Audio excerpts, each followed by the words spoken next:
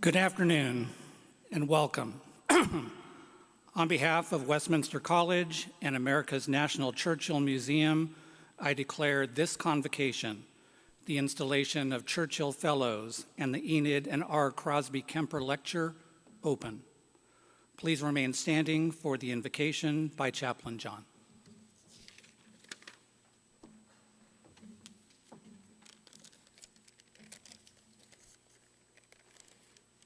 Would you please join me in prayer? O one who journeyed to the springs of the sea and walked the recesses of the deep, we come together now, cradled in the wonder of your firmament, seeking your blessings for this gathering of our Churchill Fellows. We are cloistered in this place, this gymnasium where history comes to dance like so many flickering embers, igniting words which speak now and are heard by unseen futures. O Holy One, guide our flaming tongues such that this Kemper lecture be filled with your spirit. Remind us of your servant James, who said, "Look also at ships. Although they are large and driven by fierce winds, they are turned by a very small rudder." Let our words today be such a rudder for the maelstrom of our time, guided ever by our eternal pilot and the ancient words of our ancestors. Together we say, Amen.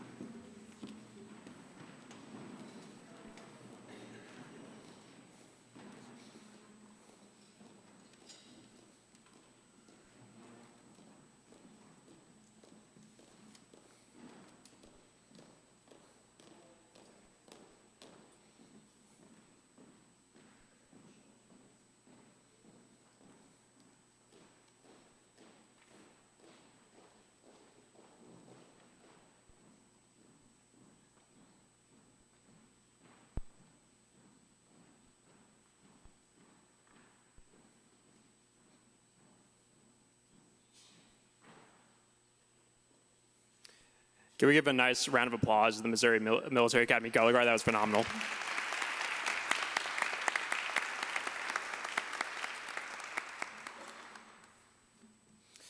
Fellows-elect, trustees, Admiral Stavridis, Vice Admiral Franken, Churchillians, and honored guests. I'm very pleased to be with you today in this historic place on this very important occasion.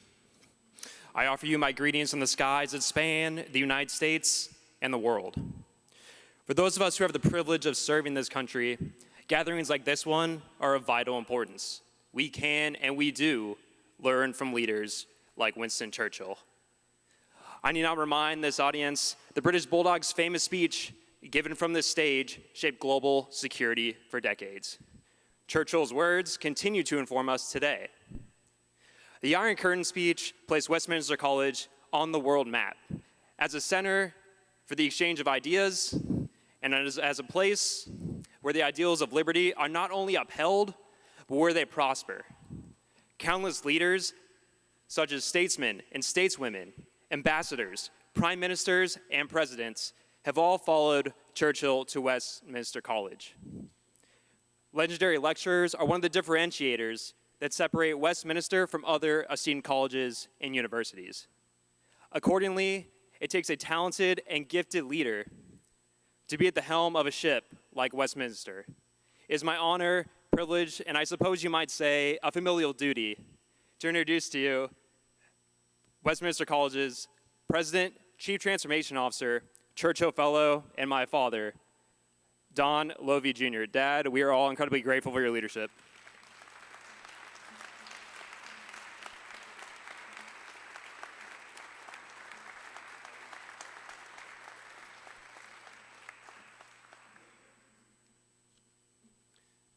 Good afternoon, everybody.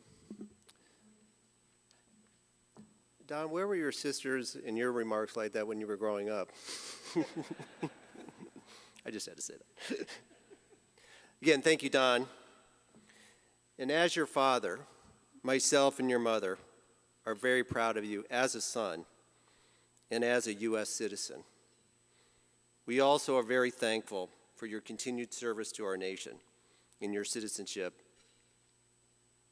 We also want to thank the United States Navy for granting you leave and for allowing you to be with us this weekend. A little story. Something tells me that the permission for your leave was granted because you're going to meet a 4-star admiral and a 3-star admiral, and not because of me and Mom. The Association of Fellows, fellow inductees, Board of Governors, and trustees, alumni, friends, and honored guests. On behalf of the entire Westminster community, I welcome you to this year's Fellows Weekend. It's heartwarming and genuinely heartwarming to see so many fellows and friends return to campus, or in a few cases, visit us for the first time. Now, one of those who is on the return to campus side of the ledger visited Westminster 77 years ago, and that's the distinguished fellow Earl Harbison of St. Louis. And if you weren't here last night, where we talked about Mr. Harbison's visit first time, he was here when Winston Churchill spoke in this very space, in this very gym. He is with us again this afternoon, and I'd like to recognize Earl in his special connection to our history. Some of you may know Earl's story. He came to campus without a ticket to the Iron Curtain speech. He actually listened to the speech outside of the gym. Earl, again, we are very glad you managed to get a ticket this time. And as always, it's good to have you here, and you're always welcome.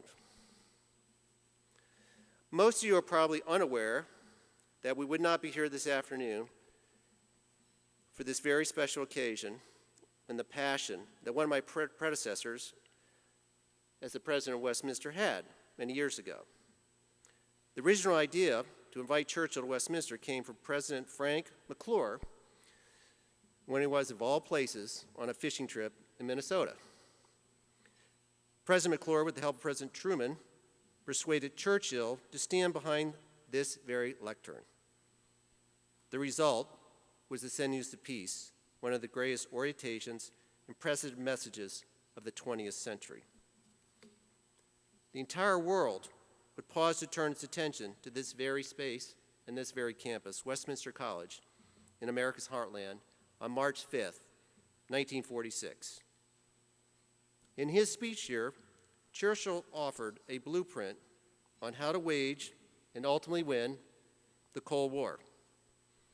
As you will hear this afternoon, and out of the stalwart Churchillians already know, the lessons of the past are vitally important in this challenging present world. Westminster College is extremely proud of its rich history and the significant role that Winston Churchill has played in writing it. We never have taken that for granted. We are also confident in our future, a future that we will be sustained and strengthened by gatherings like this one and the support of all of you and many others who aren't with us today. Thank you again for being here this afternoon and our visit last night and this morning, and thank you for your continued investment in Westminster College and America's National Churchill Museum. Thank you.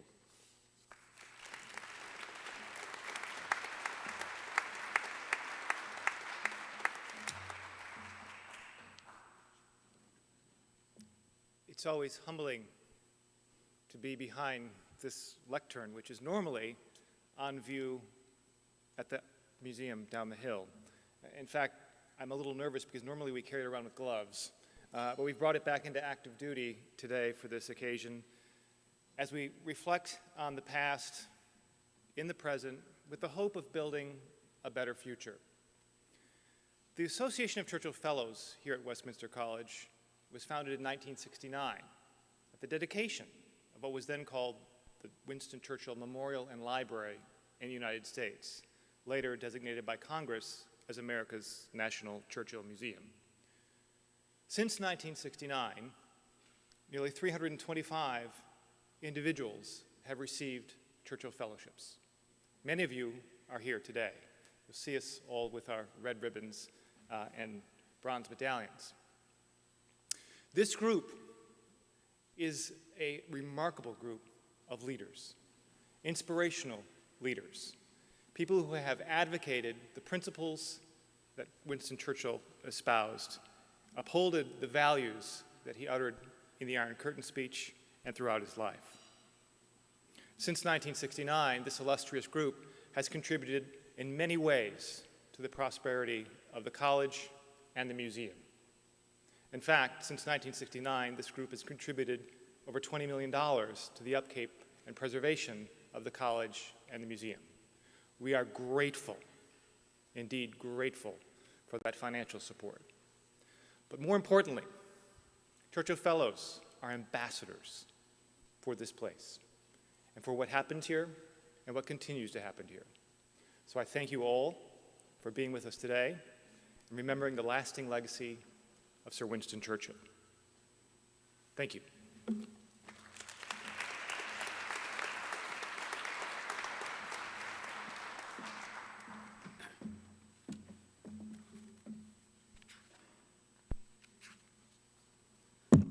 Good afternoon, everyone. My name is Neil Perryman, and I have the privilege of serving as the Deputy Senior Fellow of the Association of Churchill Fellows. I'm here to speak for Philip Beckman, our Senior Fellow, who sends his regards from London but could not be here. I'm very honored to stand here today in this hallowed space for a graduate of Westminster College, a proud one at that. This is the pinnacle, and it's extremely humbling. When I was fortunate enough to be inducted into the Churchill Fellows some years ago, I did it the same day as a person named Captain Mort Harris. I stood right next to him. He's on page 14 of the Fellows brochure that was passed around. I'm standing next to this man who, when he was probably 20 years old or low 20s, commanded a B-17 bomber and piloted 33 missions over Berlin during World War II. He made 2 sorties out and back in support of the Allied invasion of Normandy. Think about that for a minute. I was thinking about it that day. Well, how am I standing here next to this person? It felt, frankly, quite fraudulent. But Mort had a grace and humility about him that was unbelievable. He was a true hero, not one made up by the media, and you could sense it and feel it just being near him. By the way, listening to Winston Churchill was likely part of Mort's formative years. The sacrifice that Mort and others from the greatest generation made to all, and the daunting responsibility that Churchill and other world leaders must have felt was awesome, and I really hope that we all would be up to the task again if needed. Our job now, and my job, as I increasingly understand it, is to continue this all forward, to remember people like Captain Mort, and of course Winston Churchill, and what they stood and fought for. We must continue their legacies, and that is the point of all this, and it matters as we've been well reminded this weekend. Given what's going on in the world right now, and even in our home state, my home state of Missouri, this seems like a very noble and worthwhile cause as well. The Association of Churchill Fellows and America's National Churchill Museum here at Westminster College was conceived of and built by the greatest generation, and it's our job now to continue it forward. Over the years, we've welcomed as Churchill Fellows statesmen, scholars, veterans, captains of industry, leaders in the arts and sciences, and even a few of us lawyers.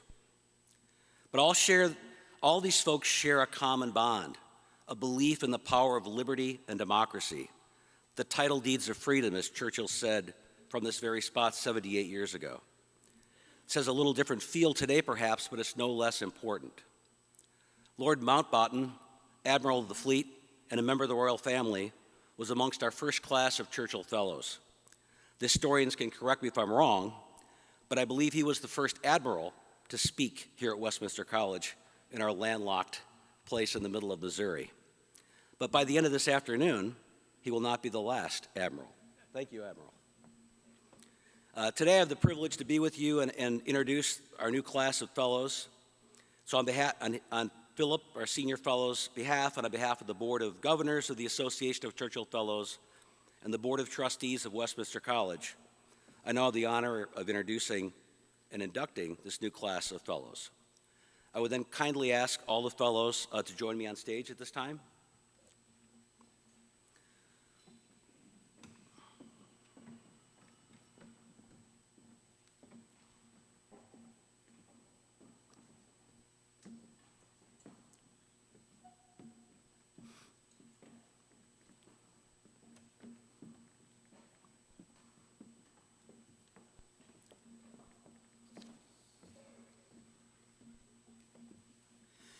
This class of fellows is a distinguished group, and you could read about them more in your programs, but all of them admire and have supported our efforts to promote and preserve Churchill's legacy, not only here, but in their professional and personal endeavors.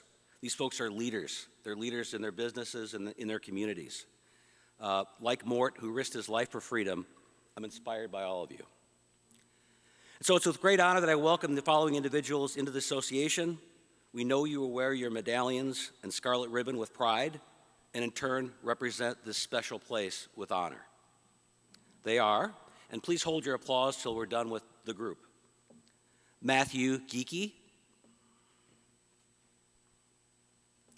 James Hance,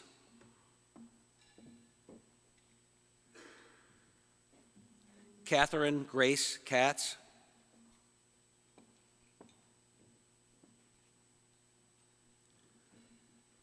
Roger Porter,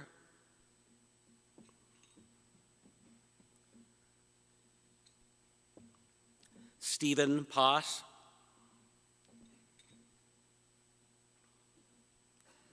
Alexandra Lindemann Rohde, recognize William Reller. He couldn't be with us today, but he will be inducted personally when we can. And last but not least, of course, Admiral James Stavridis. Admiral, I know you've received many decorations, but I hope you'll wear this one with pride. Ladies and gentlemen, faculty and honored guests, I present to you the newest members of the Association of Churchill Fellows.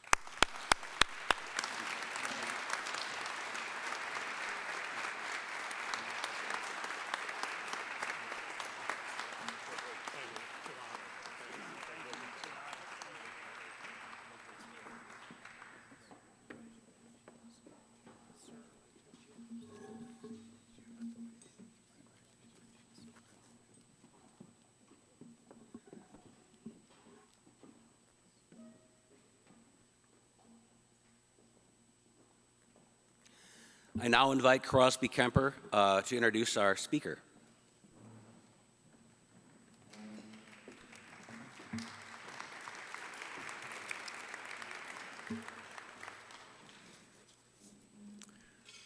Mr. President, Dr. Jones, Chaplain John, Lieutenant Buffet, Director Riley, and Senior Fellow Perryman, and fellow fellows. The Kemper Lectures on Churchill and His Times were initially given by those who knew him, sometimes related to him, and the historians who've told his story and confirmed, celebrated, sometimes tried to diminish his reputation. Recently, in particular, the lectures of George Will and Gary Kasparov have given us Winston Churchill, the prophet and guide to our own times.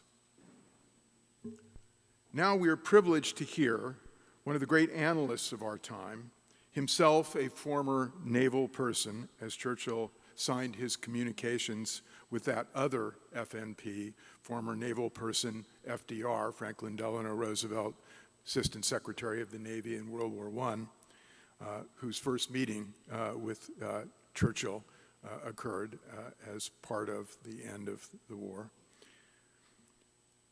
That former naval person that we are going to hear today, this afternoon, James Stavridis, Admiral James Stavridis, is certainly an FNP, a former naval person. In his career, he has in fact held the United States Southern Command, the United States European Command, and was the Supreme Allied Commander of NATO. Now, in his quiet and relaxed retirement. Having earlier in his career acquired a prize-winning PhD at the Fletcher School of Law and Diplomacy, they've made him Dean of the Fletcher School of Law and Diplomacy. And he is currently Vice Chair of the Carlyle Group, Chair of the Board of Trustees of the Rockefeller Foundation, Senior Fellow at the Johns Hopkins University Physics Lab, NBC News National Security and International Affairs Analyst. I wanted to stop there because I got exhausted just thinking about this, particularly his work in the physics lab. But then I read his books, his many books. I've read some of his many books. In Sea Power, the history and geopolitics of the world's oceans, he gives us the nautical character, as he calls it, of our nation, ocean by ocean. And in his vision of oceans, including the Caribbean, the Mediterranean, the Arctic, the South China Sea, there are a lot of oceans. Above all, he reminds us of our reliance on the seas for our trade, our food, our energy, and most significantly because of the technology of the 21st century, for our communication. The World Wide Web would not exist, cannot indeed exist, without undersea cables. Most importantly, he reminds us of our allies and our alliances, our friends and our partners, in what Walter Lippmann called, in his telling, in Admiral Stavridis' telling in the Sea Power, our web of interest. As he said, and Churchill also said, and Admiral Stavridis emphasizes, we have all been the beneficiaries of the Atlantic community, as has the world, and we must not betray that community. And increasingly we have and we must feel the same sense of community with our allies, our partners, our friends in the Pacific, especially in the South China Sea. Perhaps the most important change in the last decade is the Russian invasion, first of Crimea, and then of eastern Ukraine, an invasion, in fact, of Europe. Perhaps the most important moment in our history since the Second World War, and maybe even more challenging in some ways than the Second World War. We had presumed that the Russians were gone from the lists of the great powers, and now back as a revanchist power and enemy of the world order. And in the last 2 years, a salient fact: the Chinese Navy is now the world's largest navy. Their defense budget growing at a faster rate than ours. Of course, our defense budget has to actually be passed by Congress, which it hasn't been yet this year, for this year's budget, much less next year's budget. Our defense budget, in fact, is declining by 1% if you adjust it for inflation this year, as proposed. So it's not, as it turns out, the end of history that we thought we would have in 1989, not the triumph of the Western liberal order that we heard about in the 1990s.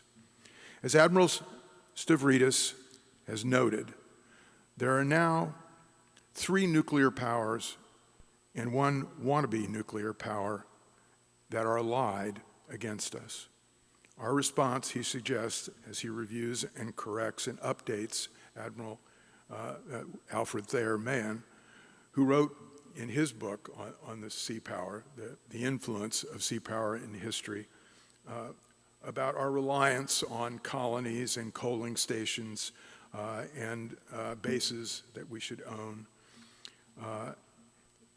He says we must continue that in a very different way through our alliances, through budgeting for our future conflicts, not for our past successes. And we must, most importantly, have leaders who nurture alliances and not neuter them, who understand that character may be made more, maybe indeed is more important than technology.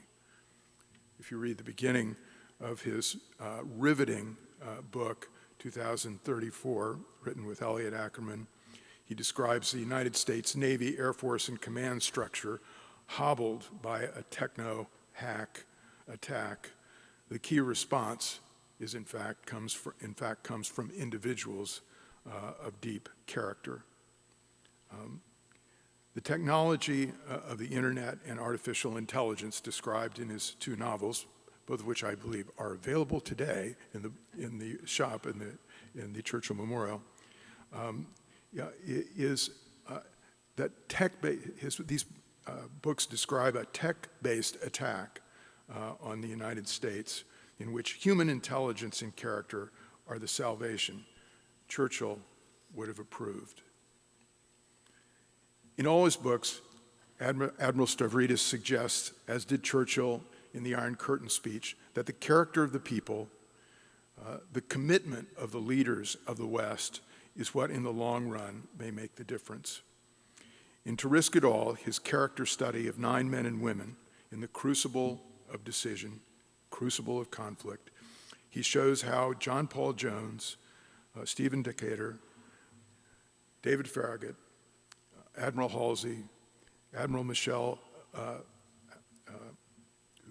Howard, and others at crucial moments took risk and with it responsibility, showed audacity with accountability, understood the enemy's perspective deeply, and understood that no plan, as Eisenhower said, survives the beginning of battle.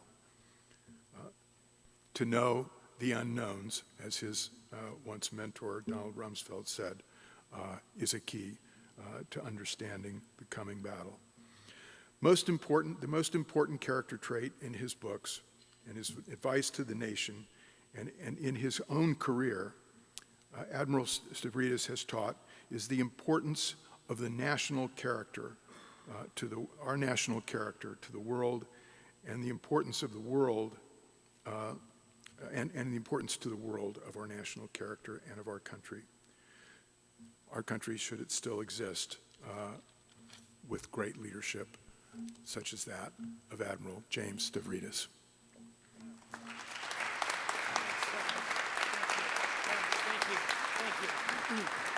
Thank you. Let me begin by getting the microphone down to the height of a normal person. We'll kind of go down to there.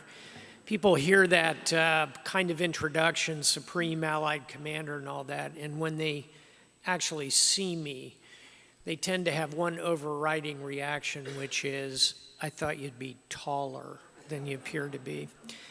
What an honor to be here, and obviously in this extremely historic setting, but also before this podium. And thanks to all here on the platform and to all of you for attending. It's an honor. What I thought we would do in our time together this afternoon is kind of think about this turbulent world and think about how it might appear to Winston Churchill. And perhaps more importantly, what would Churchill suggest we focus on if we're going to solve some of these challenges? So I'll freely admit I've drawn on many, many books about Churchill, many books by Churchill. Here are 3 in particular that strike me as very, very useful and very evocative of Churchill as a man, as a leader, as a thinker. And here's the plan. We've had a little nautical theme going on here. We played Eternal Father, Strong to Save, also known as the Navy hymn. Our chaplain opened up with a little nautical riff, a lovely introduction. Second admiral to come and speak. So let's kind of be like this sailor, and we'll kind of scan the horizon and look at some of these challenges as we go. And I'll start here, where you would expect, and which was just referenced by my friend and introducer, Ukraine. Here you have a battlefield that would have been very recognizable to Lieutenant Colonel Churchill in command of a battalion in the First World War. It's trenches, It's mud, it's blood, it's casualties, artillery battles, tanks. It is a ground war. If you want a novel to ascribe to it, it's Remarque's All Quiet on the Western Front. On the other hand, as we all appreciate, it's drones, exquisite intelligence, artificial intelligence, a panoply of high-end technology. It's both those at once. That novel would be Starship Troopers by Robert Heinlein. They exist in parallel on this battlefield. And I want to begin by dispelling some magical thinking I occasionally hear about the war in Ukraine. It goes like this: if only NATO had not expanded at the end of the Cold War, Putin never would have invaded. Or if only the West had shown more respect to Russia, this never would have happened. Forgive me, that is magical thinking. Let me show you the problem. It's right here. It's Vladimir Putin. We tend to call this the war in Ukraine. At its heart, this is the war of Putin's ego. He deeply, madly, desperately wants to recreate the old USSR. I don't think he'll succeed for a variety of reasons. One are the sanctions, which are slow-moving and leaky and far from perfect. But over time, they are grinding away at various elements of the Russian economy. More importantly, and something Churchill would recognize, upper left, the fighting spirit of the Ukrainians. Zelensky, in my view, approaches Churchill in his determination, his resolve, his ability to rally his people. And they started fighting with Molotov cocktails, essentially. You know, Putin's generals told him, "We will conquer Ukraine in 5 days." His intelligence reports from the FSB said, literally, "The people of Ukraine will greet our troops as liberators. They will hand them bottles of vodka as they drive into Kyiv." Well, they encountered bottles of flammable liquids, Molotov cocktails. That's before the Javelins showed up, and the Stingers, and the M1A1 Abrams tanks, and the cluster munitions. And in the center of that graphic, coming to a theater, as in a battle theater near Ukraine, are F-16 aircraft. They'll be in the fight by midsummer. So that is helping stop this ruthless dictator. The alliance has never been stronger. Little flag quiz for you. What flags are these on the right side? Sweden and Finland. Yeah. These are two turnkey militaries, highly capable. They deployed with NATO into Afghanistan. I commanded thousands of Finnish and Swedish troops. Let me tell you how good the Swedish Special Forces are. They deployed with us in Afghanistan, and at one point they came to my chief of staff and said, "Hey, the next time the admiral, the supreme commander, goes to Kabul, we, the Swedish Special Forces, want to provide his in-close security." So I thought, well, I'm pretty happy with those Navy SEALs I currently have. But I thought, you know, it's an alliance. So we said yes. And when I landed at Kabul airport, here comes my Swedish security detail. And I think knowing that the admiral is like 5'5" on a really good day, here comes my Swedish security detail. They're all 6'5". It's like Thor from the movies. There's a dozen of them. They're like gods on earth. And I get to the bottom of the ladder from the plane, and they completely surround me at the bottom of the ladder. And of course, you can't see me anymore. And my guys are coming out of the airplane, and they're like, "Where's the admiral? We lost the admiral." All they could see were these Swedes.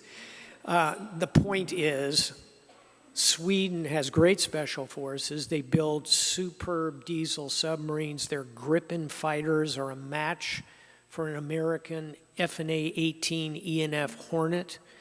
It is a powerful military, and the Finns, a nation of 5 million who have a long and dark history with Russia, they can put 250,000 troops in the field, trained, equipped, uniformed, ready to fight in 60 days because they have universal conscription. They have the largest artillery force in Europe, the Finns. Why? Because they share a 600-mile border with Russia. That'll inspire you, believe me, to have very good military capabilities. So here's the point. These two famously neutral nations, Sweden has been neutral, by the way, for 200 years, are now part of the NATO alliance. And then finally, follow the money. Look at the GDP that's aligned behind Ukraine. United States, 25% of the world's GDP. EU, 25%.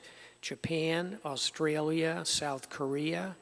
It's about 65% of the world's GDP. Russia is a sliver, and China is kind of supporting, but not really.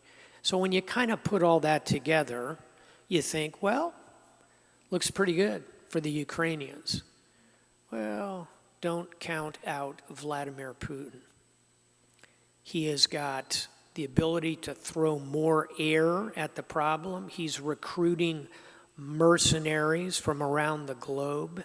He's lost 400,000 troops in combat, killed or wounded, and another 500,000 young Russians of military age have left the country to avoid the draft. So he's recruiting people like this. These are Chechens from the same country, by the way, that just killed 250 Russians in that terrorist attack. That's an ISIS probably coming out of Chechnya. These are difficult people.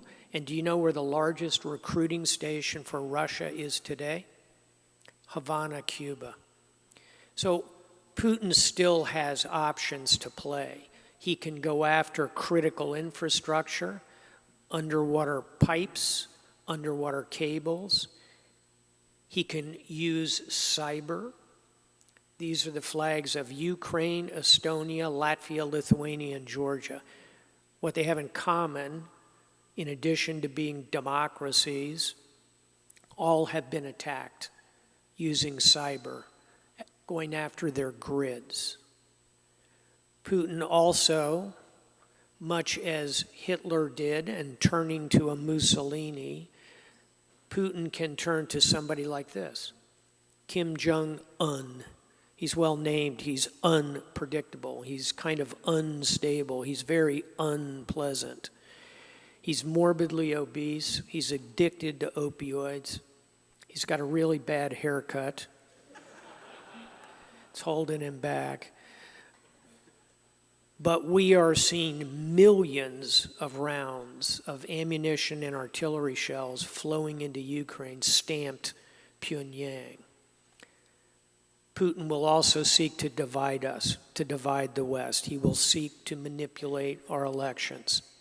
And above all, Putin will attempt to convince President Xi to fully engage on behalf of the Russian Federation. These, by the way, are military exercises between Russia and China today.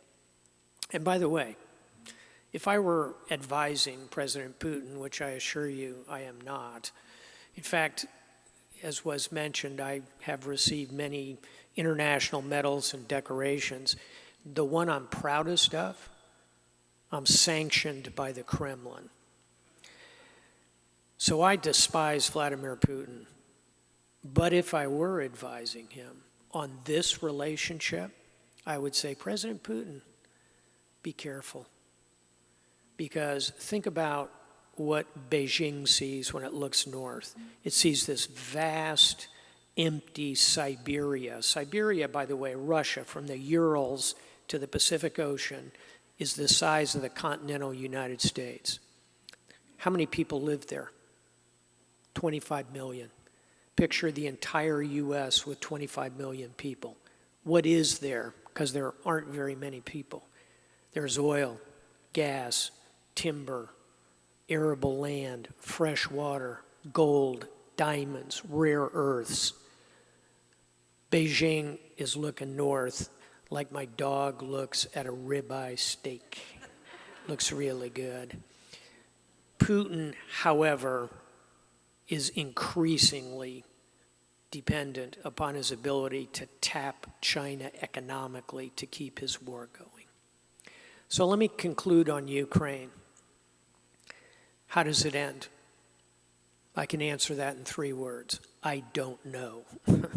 War is unpredictable, to say the least.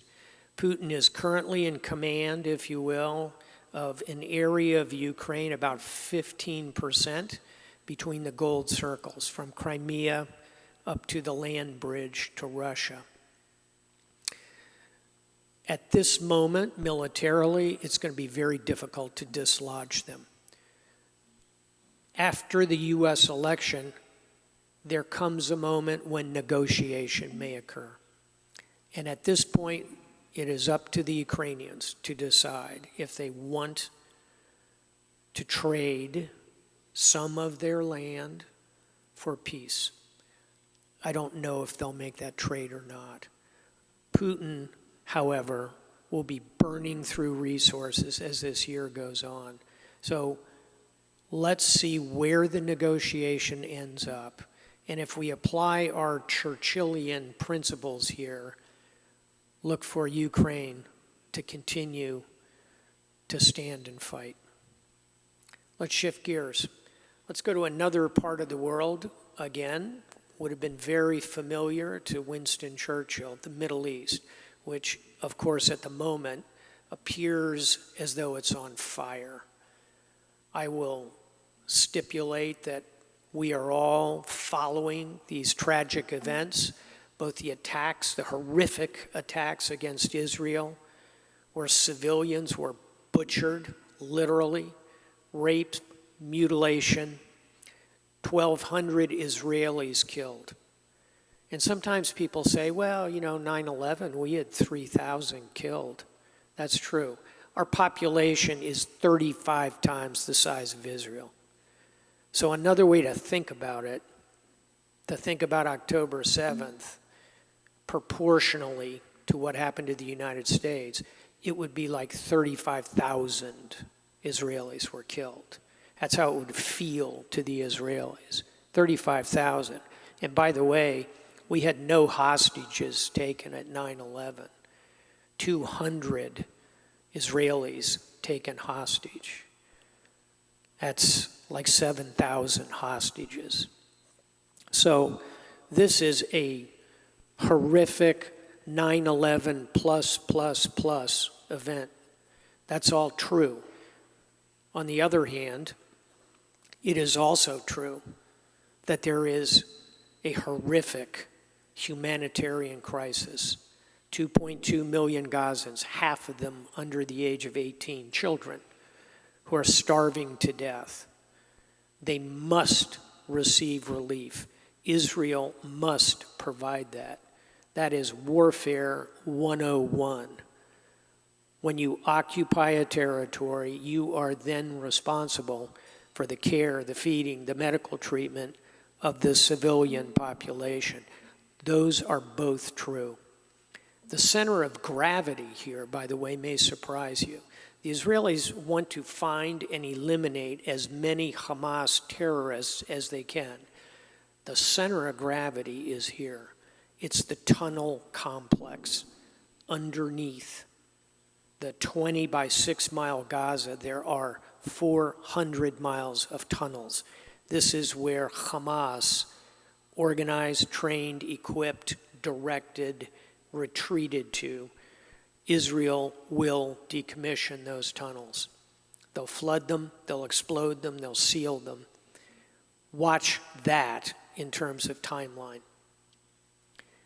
Then some kind of international force probably will come in. This is in the 4 to 6 month future. It'll be, my guess, some combination of what you see here. Some Palestinian Authority, upper left you don't recognize, that's the flag of the Arab League. United Nations may be part of this. Israel will certainly maintain a presence in that force.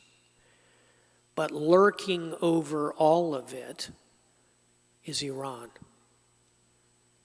And Iran, by the way, is not only funding, training, pushing Hamas, they are also attacking international shipping off the coast of the Red Sea. That, by the way, is the destroyer USS Winston Churchill. And finally, to conclude on the Middle East, the overlay of Iran as well as the nations that you see here, the Kingdom of Saudi Arabia and Israel, that's the sequencing to watch in terms of how this one unfolds. So I think if Winston Churchill were watching this region, he would fully understand the history here between Sunni and Shia, the difficult challenges of Israel and Palestine, the rising role of the Kingdom of Saudi Arabia. So the final challenge I want to bring to our attention is one I don't think Winston Churchill would have predictably foreseen: China.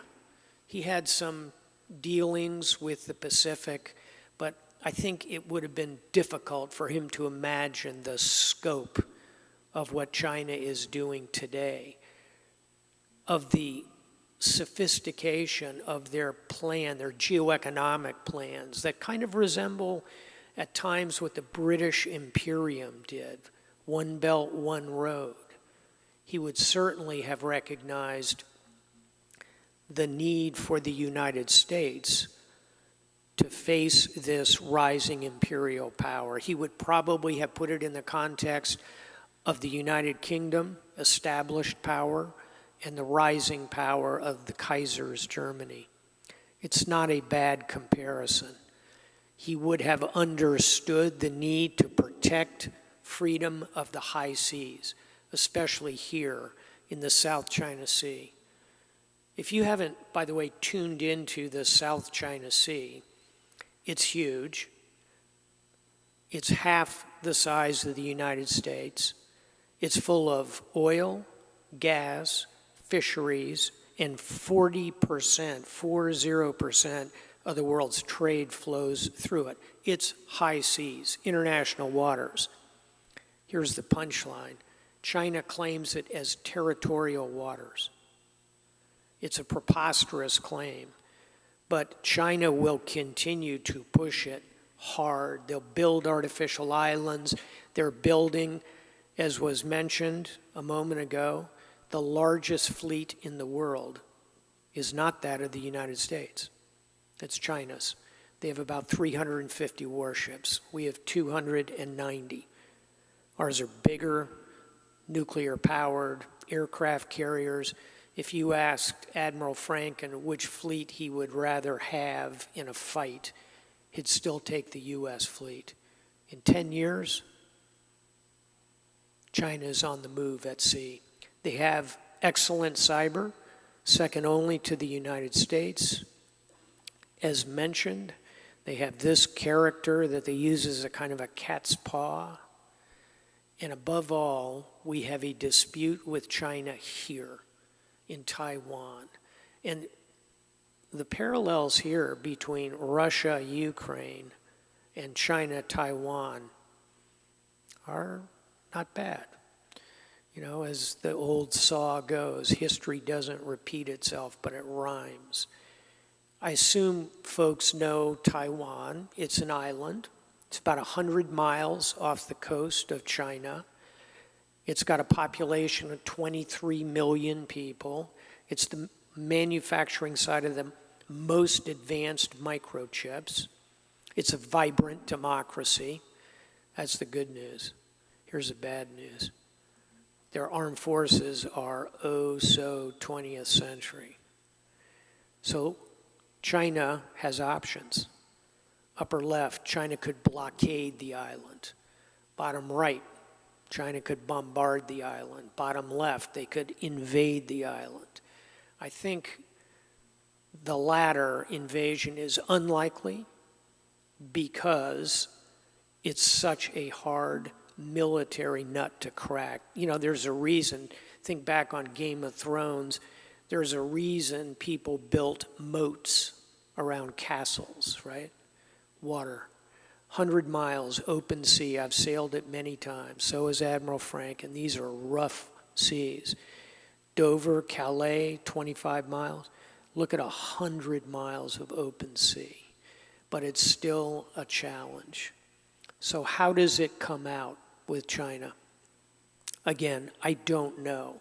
Upper right, as was mentioned, I wrote a novel set in the year 2034 about how the US and China stumble into a war, not unlike 1914, a war that diminishes both sides terribly. On the other hand, US-China could come out like this photograph. Take a close look at that picture. It's a Chinese warship, obviously, but look closely, upper left. It's flying an American flag. Why is a Chinese warship flying an American flag? I can tell you that because I've done it dozens of times. When a warship pulls into another nation on a goodwill visit as a sign of courtesy, you'll fly the flag of this nation. This photograph was taken 4 years ago, Chinese frigate visiting Pearl Harbor, Hawaii. Look at the crowd.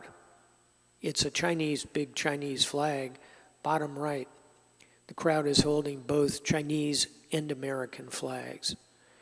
We could achieve a modus vivendi, a way to live and work with China, but we could also stumble into an unintentional war like 2034.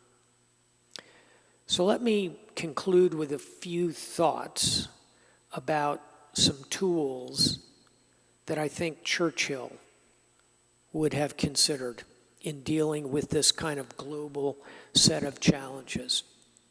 And the first one may surprise you, because typically we think of Sir Winston broadcasting, right? He's the talker, he's the master communicator, he's the speaker. We tend to forget that Churchill was very good at this, at listening. This is not Photoshop, by the way. This is an actual air defense system in Belgium in the 1920s, early 30s. That officer is listening for incoming aircraft. It's quite innovative for the day. I put it here as metaphor. Churchill knew when to listen.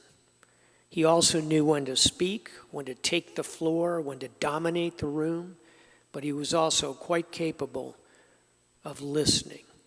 We need to do that. We need to listen to China to understand why they think they own the South China Sea. We need to listen, as annoying as it is, to Vladimir Putin when he talks about why Ukraine is supposedly part of Russia. Not that we're going to agree, but by listening, you craft a better strategy. By listening, you can reverse engineer those arguments and take them apart. So listening. Second tool. Churchill, as we all know, was a voluminous reader. He would know in this time, we must all of us, citizens up to our most senior leaders, must read and learn and understand the history, the culture, the ideas of our opponents and our challenges. So reading, studying, alongside listening. Number 3, innovation. We have got to innovate and do it at speed. And innovation can be as little as a Post-it, it can be as big as a moonshot, it can be as crazy as the idea of putting planes on ships.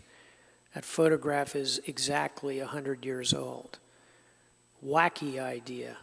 How'd that work out? You seen a U.S. nuclear aircraft carrier lately? Yeah. Innovation matters. And here's Churchill, by the way, with a machine gun. I'll give you a practical example of innovation. As was mentioned, everybody thinks of me as the NATO guy in Europe. I spent almost 4 very delightful years in Miami, Florida, as a 4-star admiral in command of all military activities south of the United States, U.S. Southern Command. So one of my big responsibilities was stopping drug runners. That's my headquarters. It's got that beautiful little warship in front of it. Now you're looking at that, thinking about what I just said, and you're figuring, okay, that's probably some very cool Navy submarine to go after drug runners. I wish. That craft was built in the jungle of Colombia by the drug cartels. When we caught this thing, it had 10 tons of cocaine in it, right? Street value Miami, $150 million. Yeah. When we caught it, almost through luck, I said to the team, I want that thing parked on the front lawn. And everyone said, wow, Admiral, that's a great idea. It's like a trophy of war. Nope. It's an object lesson to the 30,000 people working at U.S. Southern Command that our opponents are innovators. They're smart. Who wakes up in the jungle of Colombia and says, let's build a submarine, and then follows through and does it? And by the way, they built that for $2 million. If the Pentagon built it, it'd be like $2 billion. $2 million.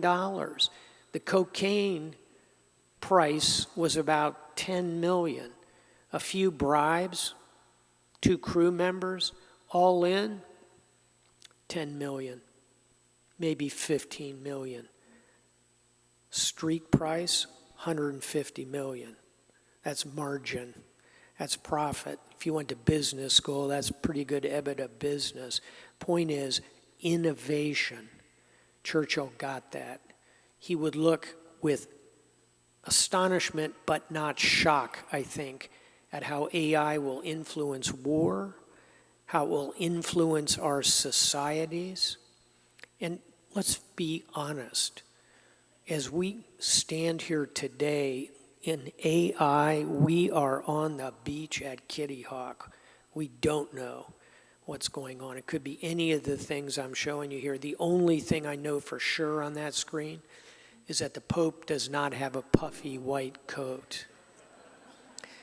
So 4th, and then we'll open it up for questions here in a moment. And this is Churchill's wheelhouse. It's communications.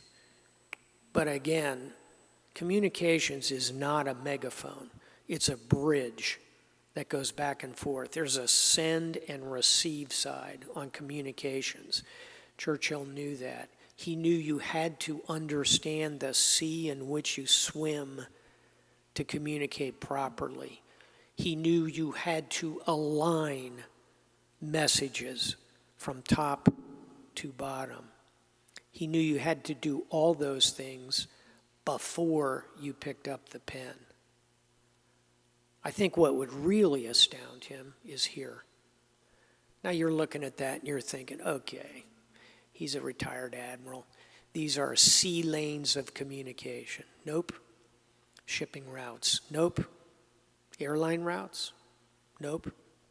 Fiber optic cables under the ocean. Haha. Pretty good guess. Nope. There's too many. Only 300 cables carry the internet. This is Facebook. The world according to Facebook. The brighter the white, the higher the concentration of Facebook use. The tell, if you're a poker player, look at China. It's dark.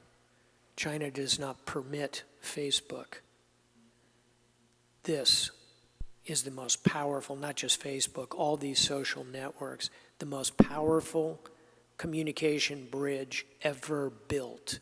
3.5 billion people and rising are on these networks. That's the good news. Here's the bad news. I'm also showing you the command and control network of the Islamic State. I guarantee you the terrorist attack in Moscow yesterday was organized, equipped, rehearsed here on social networks. Here is also where China and Russia will seek to divide us in the elections that are coming. But it is also an opportunity to move ideas at scale. Winston would have loved it. He also knew, to conclude on communication, that you have to do communication at scale, but you have to do it retail, one-on-one. This is me as a NATO commander with my opposite number, the supreme commander of the Russian armed forces, General Nikolai Makarov. I always liked General Makarov. As you can see, he's a man of normal height. This was actually a very important meeting. We're like discussing submarines in the Arctic or something. These were better days with Russia. It was an important meeting, and he left, and Secretary Gates, my boss, best boss ever, Secretary Gates called me up and he said, "Stavridis, how did the meeting go with Makarov?" I said, "Sir, it was perfect. We saw everything eye to eye." So, the point is, you got to move at scale, you got to move retail. Last, fifth and last, collaboration. You know, sometimes people think collaboration is like in the Olympics, rowing, you know, everybody rowing together. Anyone who's tried to collaborate in the real world knows that's not how it works. It's not like you can get 8 people doing the same motion again and again and again. Real collaboration, teamwork is like this. It's a peloton, which is to say it's a mess. These young ladies are drafting, they're competing, they're falling down, people come back in the race. It's a big mess, but it matters. NATO, a huge, huge, powerful organization, is all about collaboration. Coalitions that we build. This is the coalition against the Islamic State. 88 countries organized by the United States. And collaboration also means this: finding non-traditional partners. I think this is one, again, that would have surprised Churchill. India. This is the golden temple of Amritsar, sacred to the Sikh faith. India is a non-traditional partner in many of these kind of organizations. But the degree to which we can pull India toward the West, toward democracy, will be an important indicator of how this century unfolds. So last thought, all of this has to be based on values, all those tools I just described. And I think better than anyone, Churchill understood that. He would have read and deeply inculcated the works of the Enlightenment. That's Newton and Locke. He would have understood how those values flowed from the Enlightenment to his other homeland here in the United States through our founders. He understood the Greek and Roman traditions from which they sprang. Those values matter. Democracy, liberty, freedom of speech, freedom of the press, freedom of assembly, freedom of education, gender equality, racial equality. Look, we execute them imperfectly, but they are the right values. And finally, because no speech in Westminster can occur without a Churchill quote, I'll give you 3 as I wrap it up. One is speed. Don't stop to throw stones at the naysayers. You got to move at speed. And it's hard. And by the way, I'm Greek American, so I'm required to have a Greek myth in every presentation. Let me reintroduce you to Sisyphus. You know the story. He offends the gods and must roll the boulder up, and then it rolls back down. The measure of anybody, any organization, any college, any nation, any alliance, any person, the measure of anything is whether, when the stone rolls down, are you willing to put your shoulder to the stone again and again? Churchill got that. And I want to conclude on one word from this quote, and the word is hope. All of these traits, qualities he mentions are powerful and important, but hope, to me, is the greatest of these. My singular life mentor was Colin Powell. He was an extraordinarily optimistic person. Again and again, he would say, we can do this, or it'll look better in the morning, or optimism, it's a force multiplier. He understood the power of hope. So I'll leave you with a quote, not from Winston Churchill, and I may be dragged away from here by the guardians of Winston's legacy because I'm going to quote a Frenchman. I'm going to quote Napoleon Bonaparte. And of course, I love to quote Napoleon for possibly obvious reasons. If you remember nothing else from our brief time together, remember this quote. Napoleon said, "A leader is a dealer in hope, not in fear, not in anger, not in division. A leader is a dealer in hope." Be that kind of leader. Be that kind of citizen. Be that kind of person. A leader like Winston Churchill and Napoleon Bonaparte were dealers in hope. Thank you very much. Pleasure to be with you.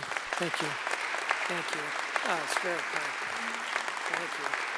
That's way too kind. Thank you. Thank you. No, that's very kind. Thank you. Wow. Okay. Great. Great to be in Missouri. Thank you. That's unbelievable. Thank you so much. I'm happy. I think we got about 10 minutes left, and I'm happy to take a couple of questions or comments.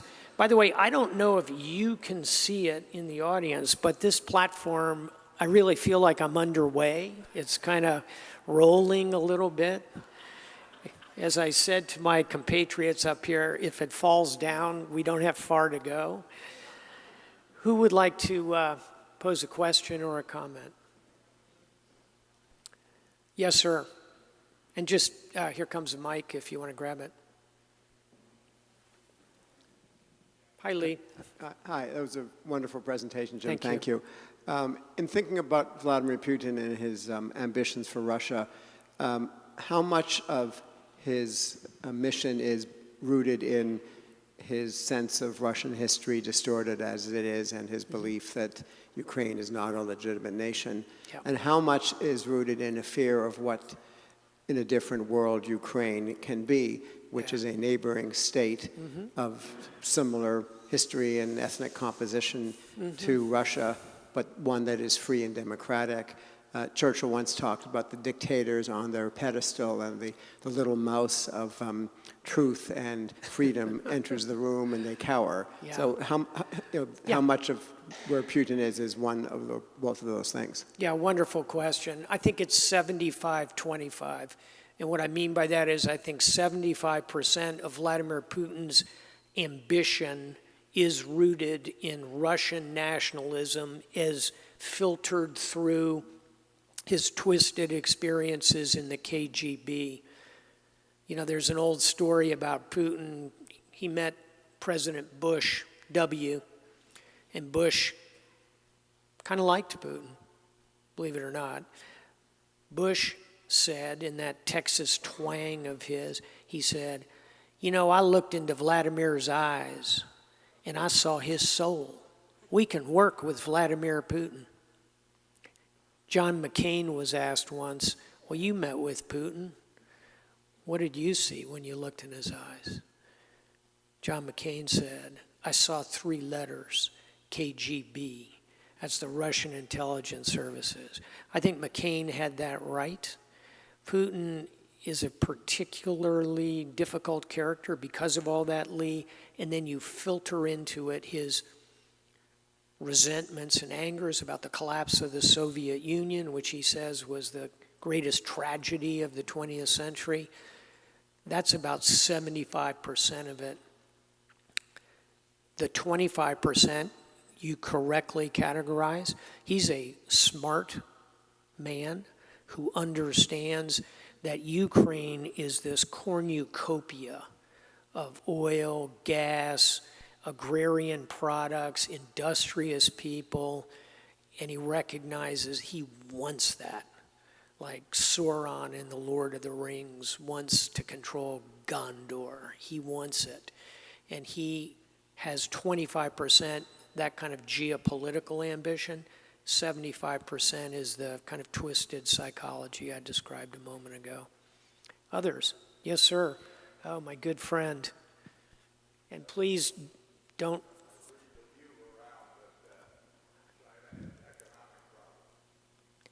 Particularly, I guess, in home construction and that. Yes. And that the things ain't as good as a lot of people think they are.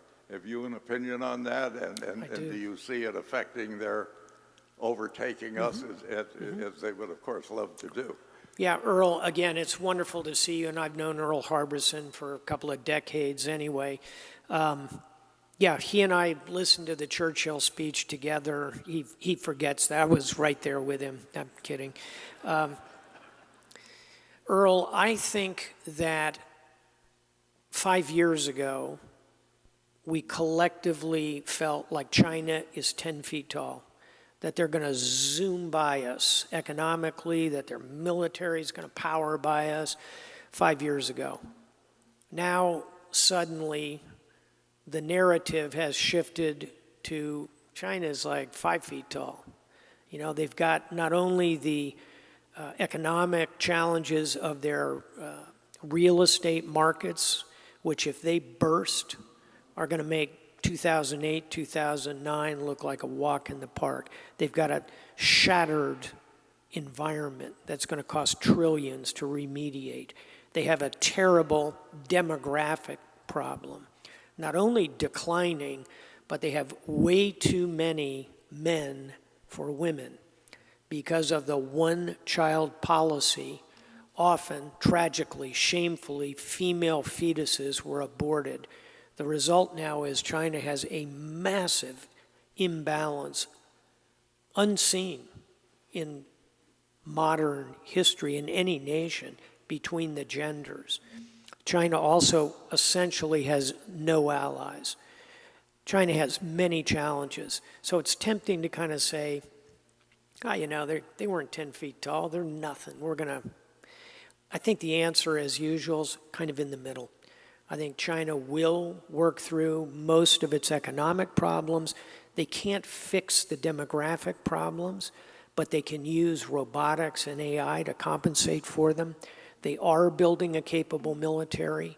They're kind of nudging us along in artificial intelligence. So we had to look at them as not to overburden this metaphor, but if we're like 6'5", China's like 5'11" and moving, and we ought to be mindful of that. That's how I see it today.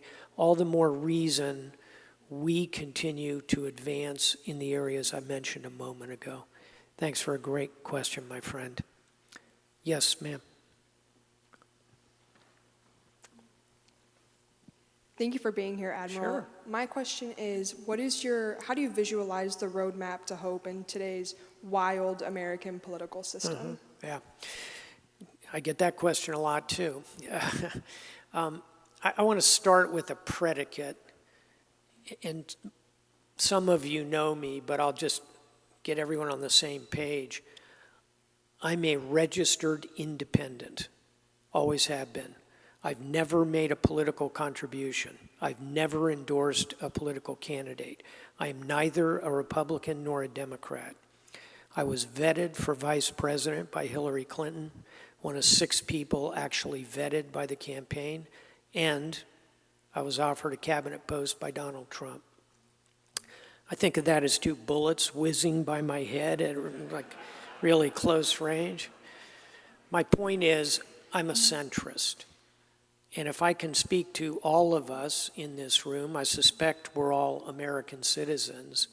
And I'd like to speak to you whether you wake up in the morning with Morning Joe and MSNBC and you wrap it up with Rachel Maddow, or you start with Fox and Friends and the White Couch and you can't wait to hear from Sean Hannity at night. I respect you. I want to listen to you. And admittedly, it's easier when you're in the center to kind of turn to the left, turn to the right. But here's my point. All of these challenges I've talked about, Iran, the Middle East, Russia, China, Caracas, Venezuela, 1,000 other challenges, we can overcome them if we work together, if we listen to each other, if we don't allow our policy differences to devolve into anger and bitterness. We have to avoid that. So the practical question then is, okay, Admiral, sounds good. How do we do that? And I'll conclude with 2 very practical ideas. One is we ought to celebrate the idea of service. And I don't mean simply military service. People say to me all the time and to other veterans, thank you for your service, means a lot to us. My point, we need to celebrate service in the broadest sense of the term. Thank a veteran, sure. Thank a police officer. Thank a firefighter. Thank an emergency medical technician. Thank a Peace Corps volunteer. Thank someone who is at Teach for America or Volunteer for America or a diplomat, CIA officer. How about teachers? You know, my home state of Florida, you know the starting salary for a teacher in the panhandle of Florida? $39,000. You think she's serving the country? Boy, I do. We ought to be incentivizing, proselytizing the idea of service, encouraging others, and above all, thanking those who serve. Because service is nonpartisan. It's bipartisan. That's one point. And my second point is we need to put more effort into education. I think above all, if we can address the inequality in pay and lifestyle, and you can do that best by creating opportunities for people to come to a Westminster, to go to community colleges, deeply underutilized asset.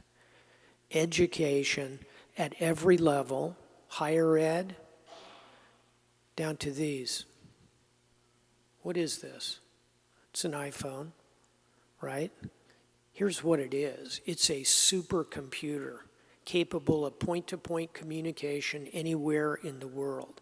It can play any symphony ever recorded. It can show any film ever made. It can access all the world's knowledge. How old are our children when we put one of these supercomputers in their hands? Average age in America, 10 and a half. Education. Before we hand somebody this supercomputer, they need to understand it is also a gateway to a filthy sea of pornography, to lies and propaganda. That's another part of education. This is a much longer conversation, but there are practical and real things we can do. And I said two, I'm going to say one more. And I say this in a very bipartisan way. We need to seek out leaders who are willing to reach across the aisle and solve problems on both the right and the left. I spent 5 years as dean of a law school in Massachusetts. It's the most liberal state in the country.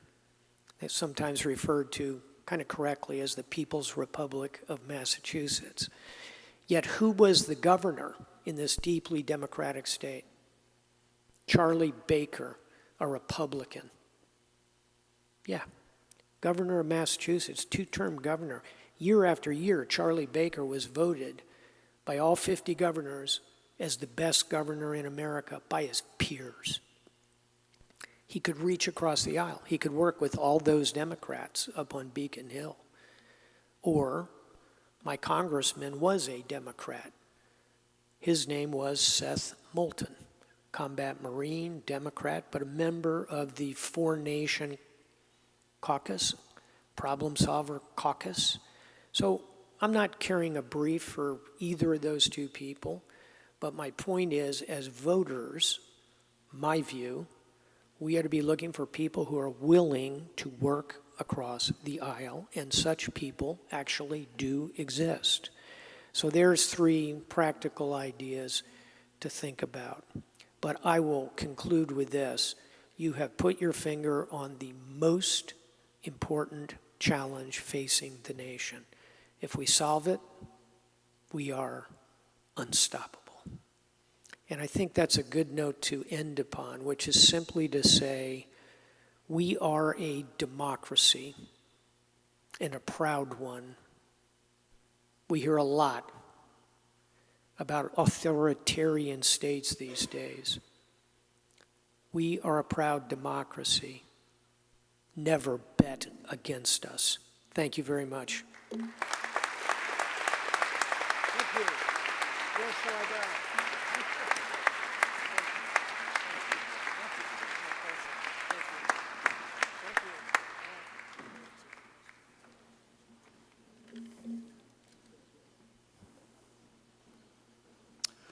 Will the Vice Marshal and the Missouri Military Academy Color Guard please come forward?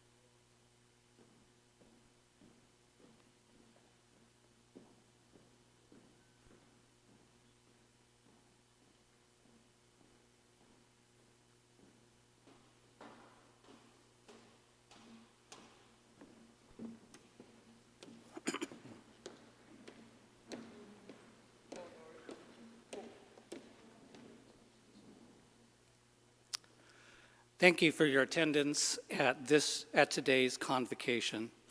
Please remain standing until the platform party, the cabinet, and the faculty have left the building. I declare this convocation closed.